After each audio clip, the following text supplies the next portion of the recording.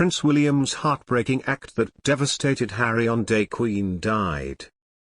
In a startling passage from his new book Endgame, royal author Omid Scobie claims Prince William carried out a heartbreaking act on the day that Queen Elizabeth II died, which reportedly left Prince Harry devastated. On the day of Queen Elizabeth II's death, Prince Harry reportedly experienced further emotional pain in addition to his grief, following a heartbreaking act by his elder brother Prince William. Welcome to Royal Pancakes. If you are new here, please don't forget to subscribe and click the notifications bell, so you don't miss any news about the British monarchy.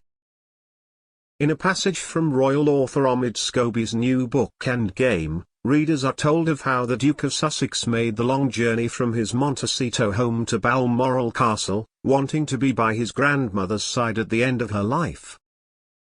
After being instructed to make his way to Scotland by Father King Charles III, Harry reached out via text message to Prince William, who he'd been informed was working on arranging travel.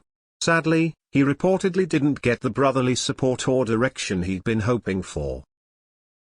In an excerpt from the book, published in People magazine, Scobie wrote, Harry sent a text message to his brother asking how he and Kate planned to get to Scotland and whether they could travel together. No response. With no further information from other family members or Palisades, the Sussexes and their team had to operate in the dark. Harry was informed that William had already secured a flight with his uncles Andrew and Edward, and Edward's wife, Sophie, but he couldn't get in touch with anyone about joining that flight.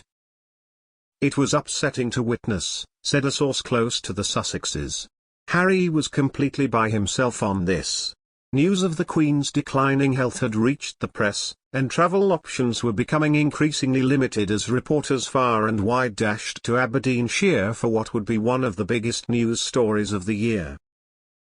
While trying to figure out his plan of action, Harry received another call from Charles, who asked him to travel alone, without wife Meghan Markle. Harry was reassured that William's wife Kate Middleton wouldn't be there either, and so reluctantly agreed. It was at this point that the Duke of Sussex once again attempted to make contact with his brother but to no avail. Scobie continued, Harry sent another text to his brother. Nothing. Though there were available seats on William's chartered Dassault Falcon private jet, which was leaving in less than an hour, Harry was left to fend for himself. William ignored him, said a family source. He clearly didn't want to see his brother. Princess Eugenie reached out to Harry to see if he had any more information about their grandmother. She had heard from another family member that it was time but knew little more. With no invite forthcoming from any of the family members, Harry eventually located an available option, a private charter costing $37,000, from Luton Airport, a 40-minute drive from Frogmore without traffic. And with that, Harry started his own race to Scotland. Though rumours of the Queen's passing were rife at this point, Harry had no way of knowing whether it was true. His father doesn't carry a cell phone and his brother wasn't acknowledging his existence.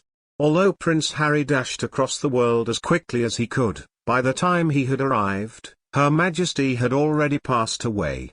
He reportedly learned of the sad news from a BBC breaking news alert after his plane touched down on the tarmac in Scotland. Endgame, which Amazon describes as a penetrating investigation into the current state of the British monarchy, will be released in full later this month. The memoir's description reads, an unpopular king, a power-hungry heir to the throne, a queen willing to go to dangerous lengths to preserve her image, and a prince forced to start a new life after being betrayed by his own family.